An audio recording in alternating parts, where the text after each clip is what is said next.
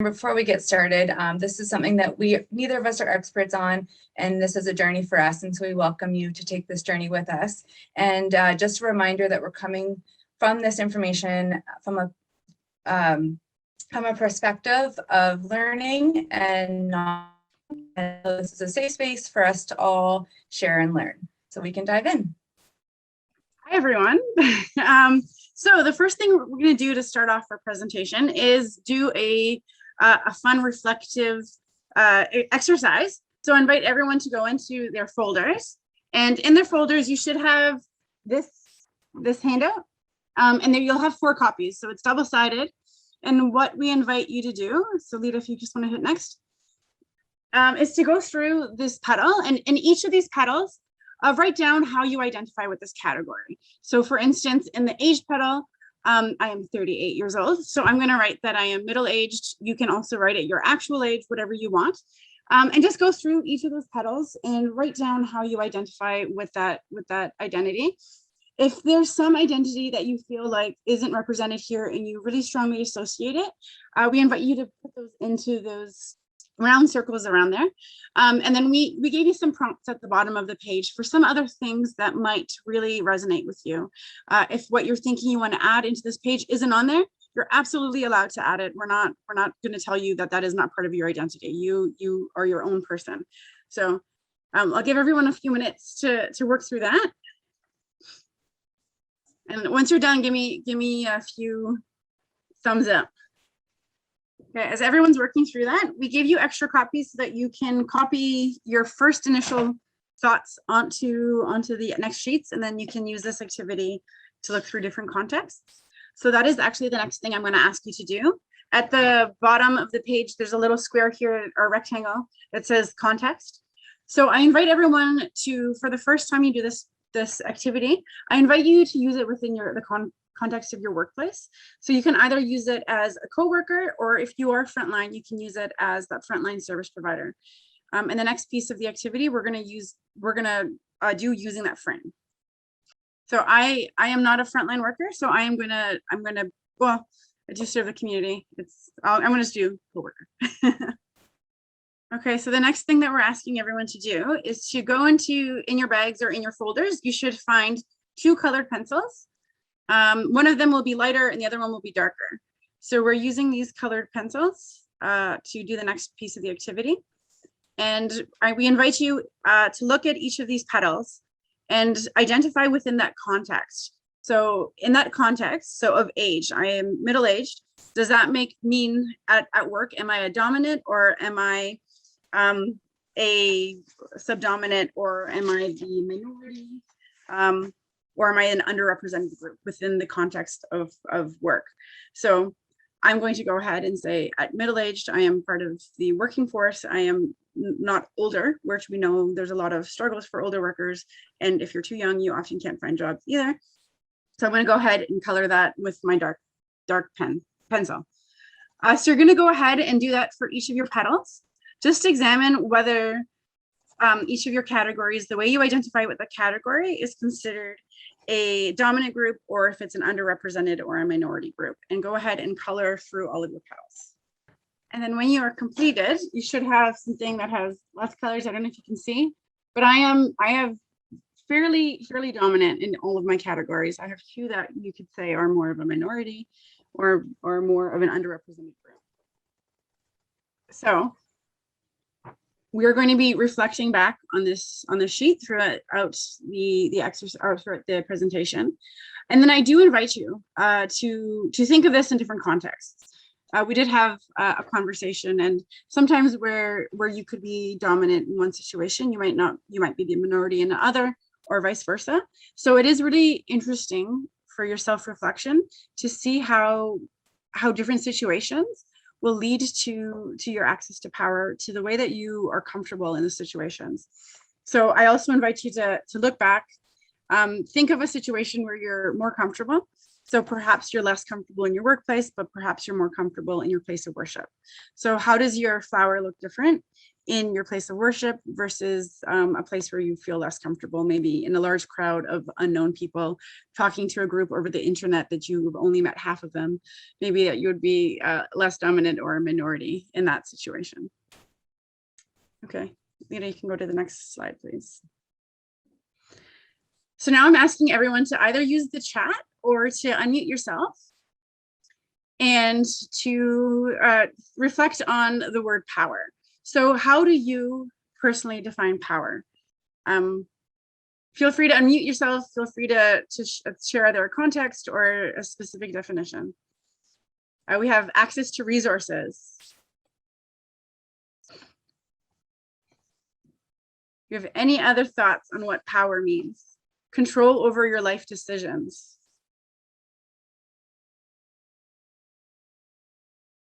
Influence, esteem, choice.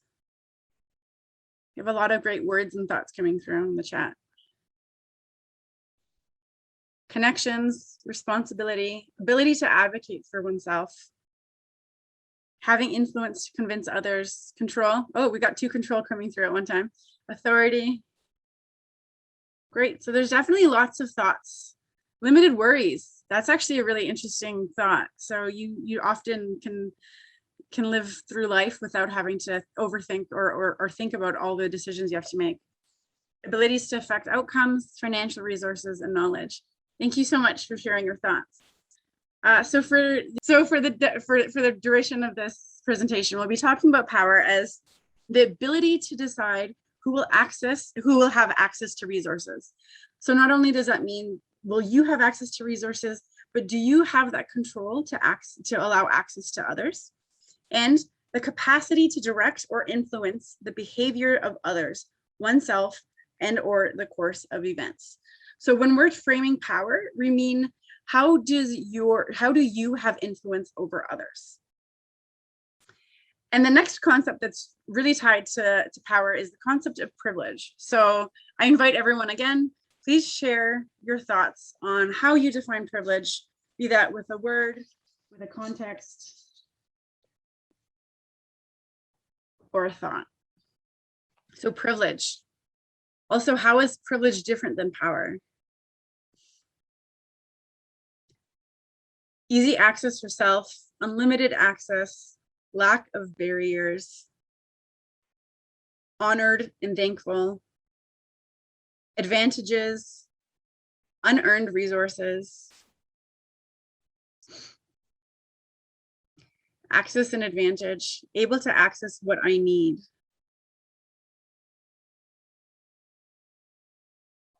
Definitely a lot of great thoughts around that as well.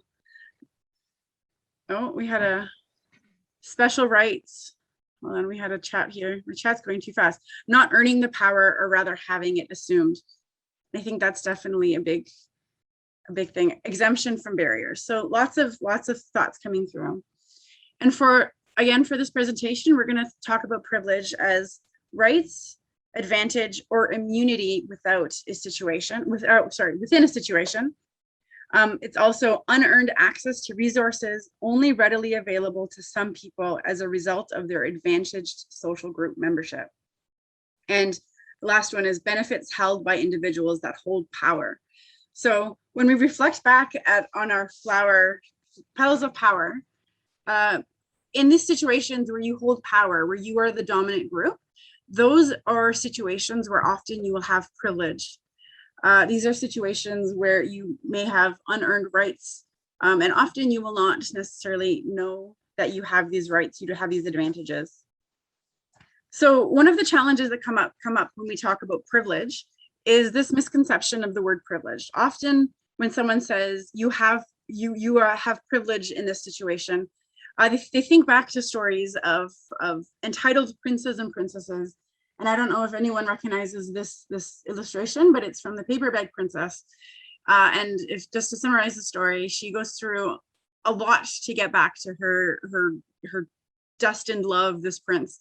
And when she comes to him after going through a lot, and showing up in a paper bag, he basically scorns her and says that she doesn't look the part of what he was hoping.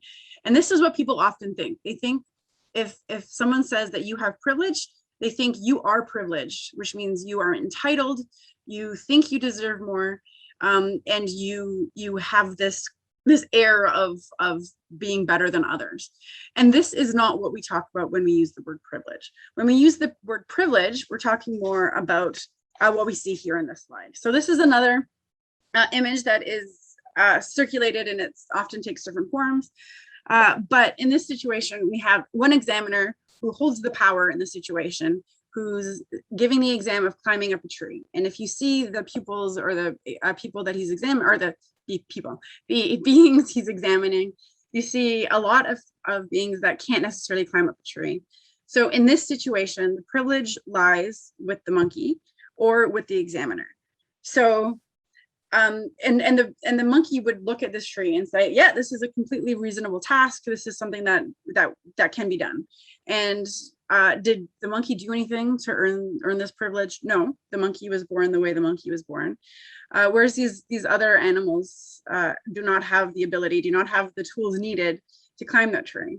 So in this situation, we're looking at the monkey to kind of switch that power to work as an advocate. So when we're talking about allyship, which we're going to lead into in the next few slides, we're talking about what is the role of the monkey in this situation, and also how can the monkey do better by his peers, because it serves him in his best. It serves him to say, no, I'm going to climb up this tree. I've got this. So we're just going to examine this and give you a little bit of insight of how you can go on and do the next pieces. So an ally, somebody stamps onto you, or God forbid you stamp onto yourself.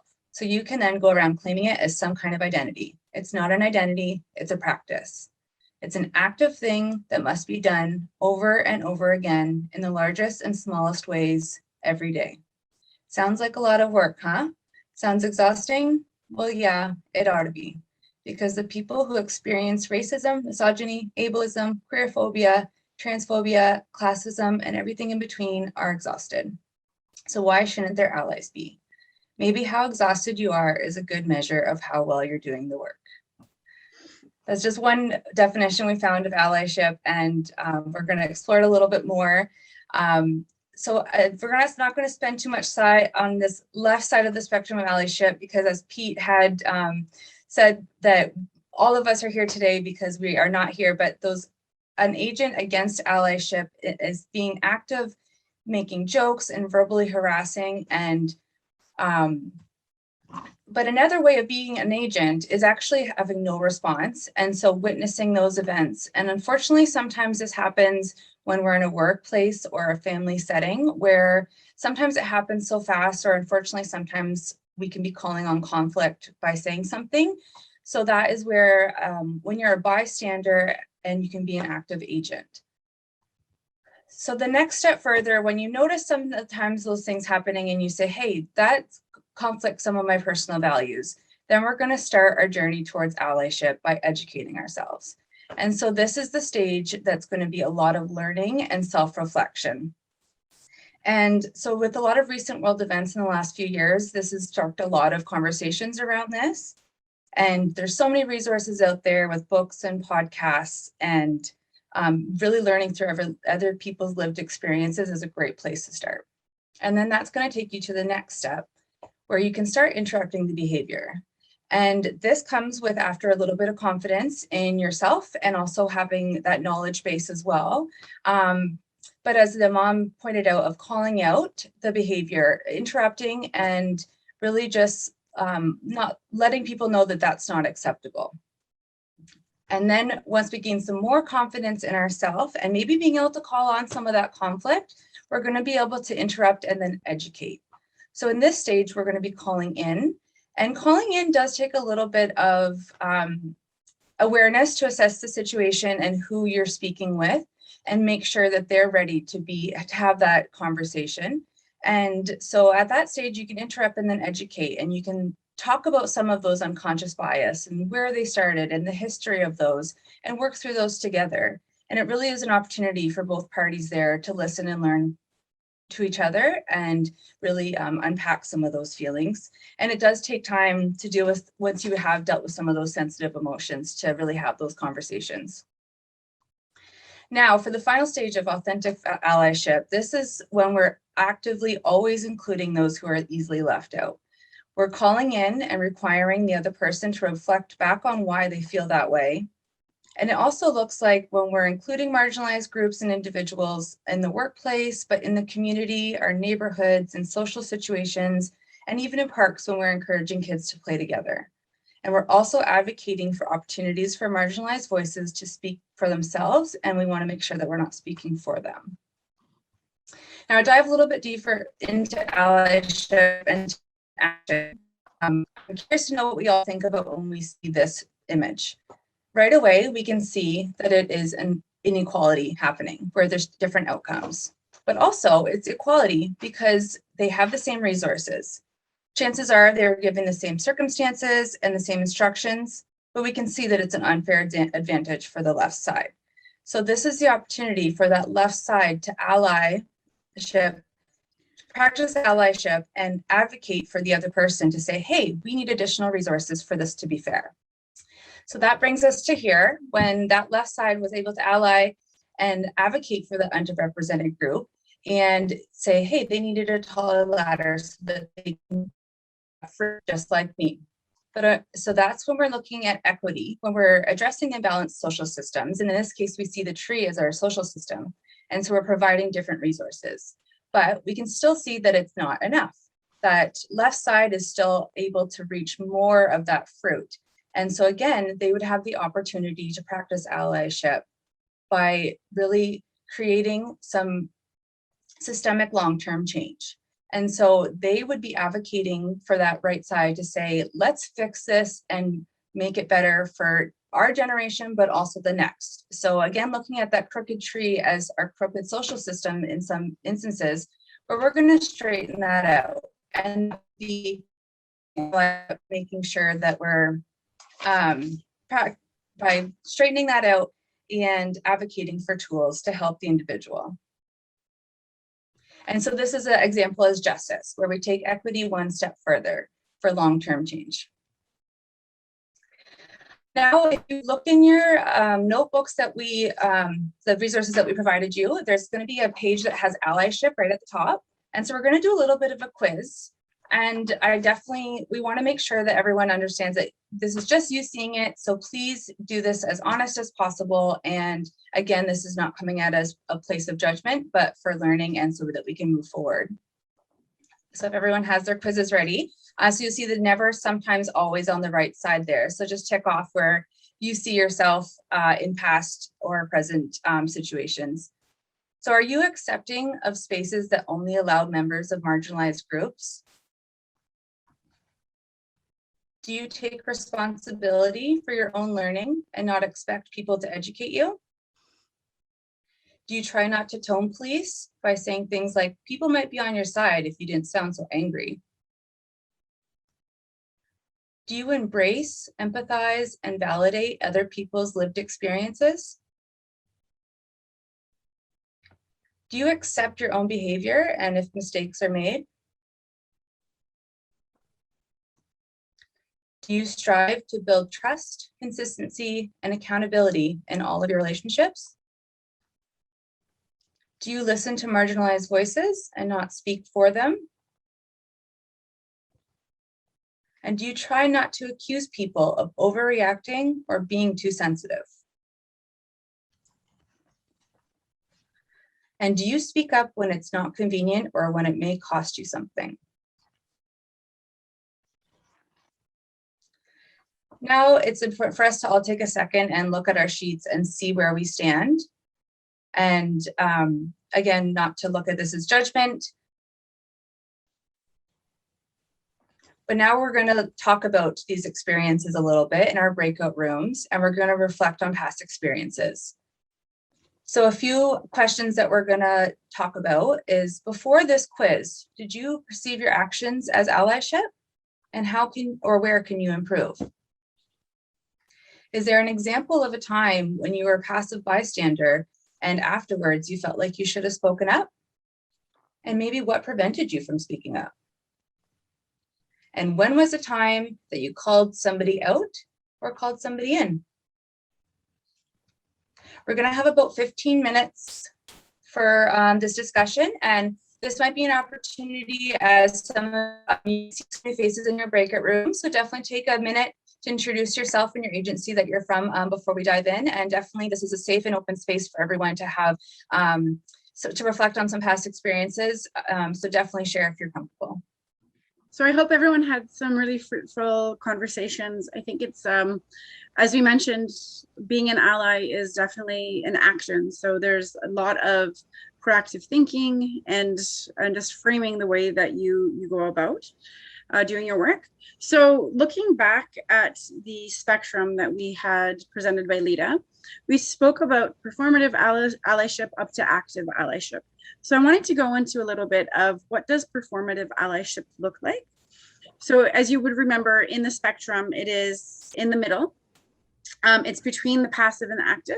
So Leta, can you just scroll through? And one of the things that is a defining piece of performative allyship is when you reflect on who's impacted by this task, it really is self-gratifying. So it's often done to prove you're not something. And it's one of those things that with all of these things that have been coming up, all of these social actions that are required of us, oftentimes people are felt thinking like, I don't know what else to do. And so I'm going to just do this symbolic piece. So when you think about it, we need to think about where the impact lies. And if you think I'm doing this just to appease myself, then perhaps there's something to think about there. If it can be perceived as disingenuous by the people that you're trying to be align your allyship with. So you always need to put yourself into someone else's shoes and say, if this is someone from this group I'm trying to support, are they going to think that it's me being actual in support of them, or are they going to see it as something that is just for them? And one of the main identifying features, it doesn't acknowledge any personal responsibility. So it takes, it says, I see this is happening, I have nothing to do with it, and I'm going to put this out there to help everyone see. So the picture that we have up on the screen right now, the first one, as everyone should be aware now, for the Truth and Reconciliation Day, and before that, it was called Orange Shirt, or is known as Orange Shirt Day. And it was a day to support children that were raised in residential schools. And one of the things is everyone's always, I find, looking for that orange shirt to show their solidarity. And on this, that is absolutely a great cause to do. And I'm not telling anyone not to do that. But I do implore people to be aware of how they are supporting that cause. So I do implore, if you see this shirt here that we have demonstrated is from a big box store that is not known to provide any support to the cause. So in this case, purchasing the shirt, which may be your first step to this action, can be seen as a performative allyship, because the impact isn't seen on the community that you're hoping to support. So if you are looking to support this cause, it might be better for you to even donate the $5 or probably like the $10 that this shirt was towards that cause, as opposed to putting on this t-shirt and acting in solidarity. The next one, everyone may be aware, when the Black Lives Matter protests started, the hashtag Black Lives Matter was co-opted with everyone blacking their screens out. And what this actually did in the end was it stopped that flow of sharing of knowledge that had been established for probably years from the Black Lives Matters group. And on the surface, people often, what happens is people are like, I don't know what else to do. This is something I know I can do. But I'm asking everyone to stop, reflect, and say, who is this impacting in the end? If I buy this t-shirt, is it just so that I can look like I'm part of the group, or is it actually going to impact if I'm blacking out my screen or changing my profile picture? Is there going to be an impact, or is it merely to show that I am in solidarity? And one of the important things to understand is this is an absolutely important first step. But what I ask, or what we're asking today, is that you think about how is this your first step and not your only step. So on the far right end of the spectrum is a concept called authentic allyship. And some of the underlying things to think about with authentic allyship is what I'm doing demonstrating the grief or empathy that I'm feeling in solidarity with this group. So how is the action that I'm doing going to be showing how I'm connected? Is there some follow through? Is there a next step? Am I thinking ahead for saying, what can I do next? What is my next step to continue my journey through being an ally and through showing my allyship? Are you actively educating yourself? Have you stepped back and said, I understand the history that has led up to this situation. I understand why people in this group are feeling the way that they're feeling. I'm not basing my reactions on a solo event. Sometimes that solo event could be a great step to, as a catalyst, to help you start identifying a theme and understanding. It could be you have a client that has sat down in front of you and explained to you a situation. And that could be the catalyst of you starting to understand and starting to unravel the situation that has led and their shared experience through a group. In this case, it says anti-racist work, but it could be taken for any of the isms. Are you committed? Are you using that lens to evaluate not all of the things, or as many of the things in your life? Are you thinking about that? I know there's been a lot of work to try and have people be more mindful with the language they use. There are often idioms that have come into our language that are based in or are co-opted some cultural identities. I know oftentimes people are having a quick meeting and they say they're having a powwow. What does that actually mean? What does the word powwow mean? And how are we taking this sacred space, this sacred activity that is done by our Indigenous brothers and sisters, and using it, belittling it to be something that is meant to be just a quick chat? So being mindful of those words that we're using and being mindful of how we can be committed to embedding that into our everyday work. Examining your privilege. So again, we're going back to this flower exercise, saying how, if I am in the dominant group and within this context, how is that affecting the way that I am experiencing the situation? How can someone who is in the minority of the underrepresented group be experiencing this differently? So really trying to take a step back and trying to identify how who you are can change the way that you're part of this group. And sitting with the discomfort. I think that no matter who you are, when you realize that you have privilege within a situation, it can be uncomfortable. And that goes down back to that definition we were using, where oftentimes being privileged is what people think. So they think that because they have access to this privilege, or because they have they don't have the same barriers, that they are acting as if as a spoiled brat. But I think sitting with the discomfort allows you to dismantle the barriers that are connected to the work. So it's like when you're at the gym, they say a little bit of discomfort is good. When it's painful, that's maybe when you need to step back and reframe it.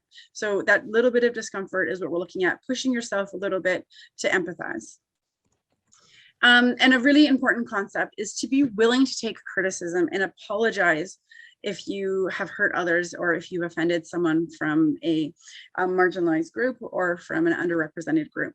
And how this is done, do not ever say, I am sorry that you are offended by my actions. That is the absolute wrong way to apologize. When you're apologized, you need to take it on to yourself. Say, I thank you for pointing out to me how I was incorrect. This is how I plan to learn. You can even ask for some resources, saying how can I better understand the situation, but do not ever put that situation on someone else. So some ways that we can look at authentic allyship. So a shout out to our St. Thomas Public Library, and as a library, they're very well positioned to be sharing knowledge, sharing those lived experiences, and that firsthand, that voice of people who experience. So this is an anti-racism resource. So in this situation, they are not saying that they are the only people that you can go to for information, but rather they're pointing you to resources that you can get to better understand and learn. I actually have both of these books sitting right here. I've been reading a lot. There's a lot to do.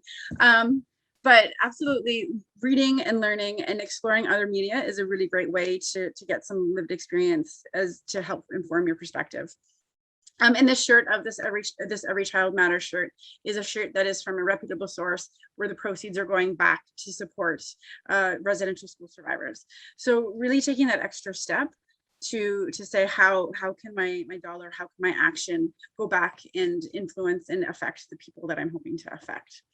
Another example that did come up recently, and Imam did speak about it really briefly, was when the incident happened in London with the Atwell family that was murdered. There was they asked from the family to keep private the image of the young boy who was the only survivor, and people were sharing that picture, and that is almost all the way to the left of the spectrum, where you're actually doing harm and going against what the family was asking. Again, this is one of those situations where perhaps it just spun out of control and people didn't realize that they were hurting the individual. But it's always important to step back and say, how is this action, this link I'm about to share, going to affect the people that are part of this incident?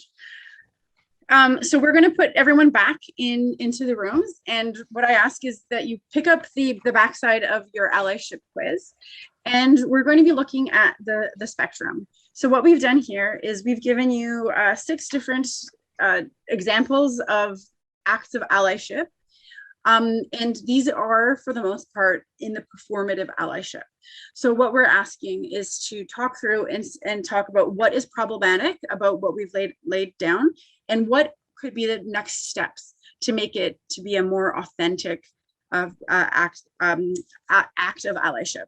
So just to reiterate, none of these things are inherently bad or negative. They are absolutely a stepping stone. But I think that the more important piece is the action piece of the allyship. So how can you be taking this first step and moving it into the next steps? So I'm going to open up the rooms again, and we're going to give everyone 10 minutes to discuss. So we'll be coming back here at 5 after to continue and get through the last 3 slides and then end off our day. So with no delay, I'm opening those rooms again. Welcome back, everyone. I'm not sure if you had the opportunity to go through each of those examples, but I wanted to open up the space to see if anyone had something that they wanted to share. Perhaps there was a performative allyship action that you felt wasn't performative and you wanted to discuss that a little bit. But I ask everyone to either unmute yourself and just share some reflections, or add something into the chat if you wanted to about the activity we just did. Hi, it's Tara. We had conversation about calling out someone for using an insensitive term in a group setting, and I know we talked about calling people in versus calling people out, but at times a calling out is necessary, and so really trying to figure out that balance and fine line of when is calling out performative, but in some cases it's needed. Absolutely. And I think the difference between calling out and calling in, when you call in, you invite people to have a bigger opportunity to learn something. So often it could be first you call someone out and then you say, here are ways to learn more. Similar to what the Imam was speaking, and I knew that we set it up properly, but he touched so many topics that we were also discussing today. So that instance where he said that instance he was supporting Natalie through, asking people, have you met someone from this group? Have you taken that opportunity? So yes, the first instinct could be to call them out, say that is not cool, and absolutely that's a good first step.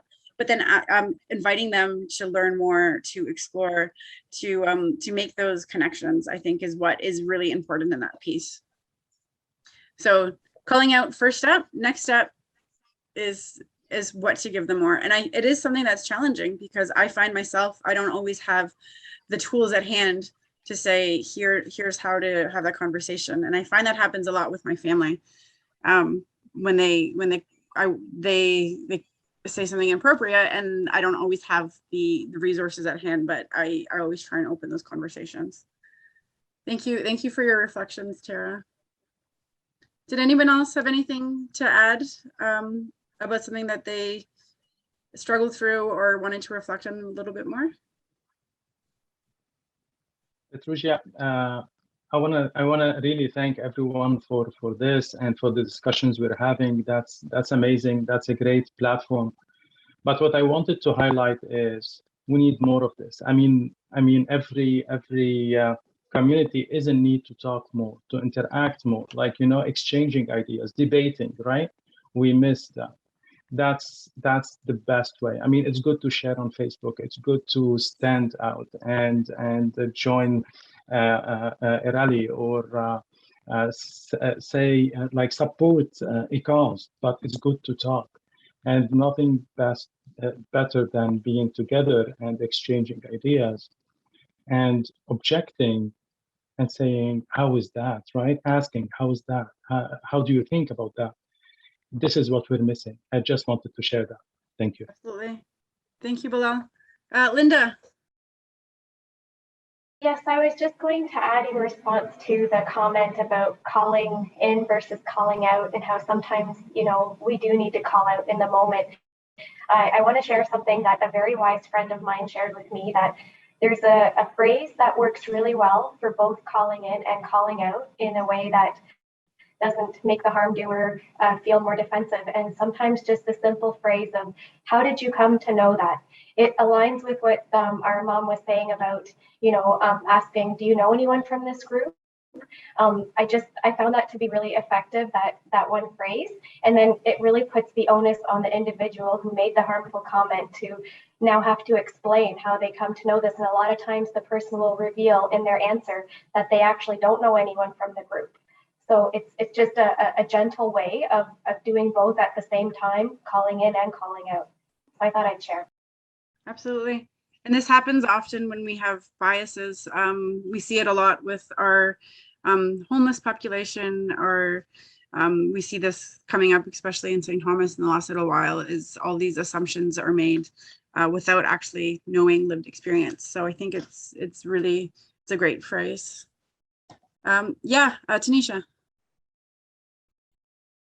Hi. So within my breakout group, we spoke a lot about, like in the slides you had posted, the orange shirt examples. And so as an Indigenous person, for me, like, and being a white passing one too, like there's often times that like I'll be in situations where I'm around other people who may not be aware of the fact that I am Indigenous. And so when it comes up to things like yesterday, for example, when there was the movement of wearing the orange shirts, and how I know within some people that I spoke with, they felt like doing that would be an act of performative allyship. And so in the conversations that I've been having with people, I've been trying to explain to them that it really is like the effort that counts in a lot of ways. Of course, if you can buy Indigenous owned, like that is the most ideal situation, but not everybody can afford to buy an orange shirt. And that's another thing too. And so if you own something orange, even putting on a ribbon, there are so many different ways to show solidarity in that as well.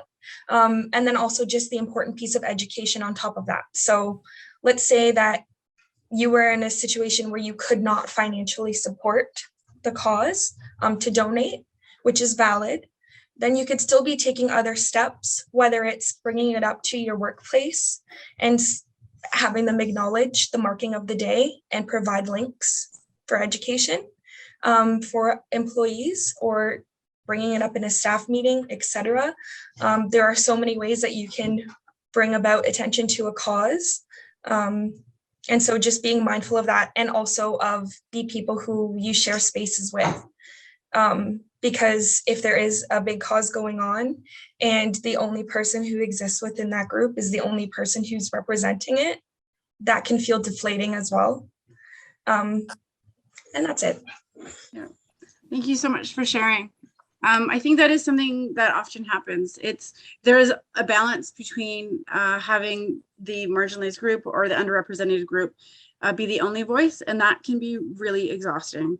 We saw that in the original quote, and there's a fine line between raising their voice and allowing them to take the spotlight, but also sharing that burden, which is kind of a piece of what you mentioned. So finding that balance changes in every situation, but it all has to do with communicating, knowing the people that you're supporting, and creating those relationships. So that human connection is what we all come back to in the end. And the mnemonic that the Imam shared with us, the I embrace, I think was really great. Maybe I'll pull out that graphic and share it on our website, and so everyone can print it and put it up on their desk for when they are doing this work. I think it is really helpful to have those reminders of the little steps we can take to be more active in our allyship. Thank you so much. Before we move on, I just want to point out Ken's comment here. In their group, they talked a bit about what was the term of bystander syndrome, and he shared a link to a video there. So I'm looking forward to checking out that video. Thank you for sharing that, Ken. Thank you. Whoop. Great. Well, we are definitely on a great path of our journey. And just to kind of reiterate some of the topics that we're covering about our journey of allyship, is definitely taking some time for some unlearning. And this is definitely really apparent with yesterday with the Truth and Reconciliation Day of unlearning some of the history that we have learned and learning about the history that is the truth. And so just really taking some time to have an open heart and hear other people's perspectives and lived experiences. And that also translate into cultivating empathy. And we're going to be amplifying the voices of others well when it is appropriate, and creating safe spaces to be open for all parties to share, and doing a lot of listening and learning. So a lot of stories, again, the lived experiences through reading and research. There's tons of podcasts out there, YouTube videos. Everyone has a different learning style, and we can really tap into whatever source you find best. And again, we don't want to single out individuals to ask them to do that emotional labor for us. We're going to be doing that for ourselves. And so just in closing, we definitely want to reflect on all the information that we talked about and learned, not just through our presentation, but all morning. There's definitely a lot of really great points to reflect on and really unpack. So on that Petals of Power activity, we did give you other copies of that. So please take a few minutes to think of some different situations of when your power can be a little bit different.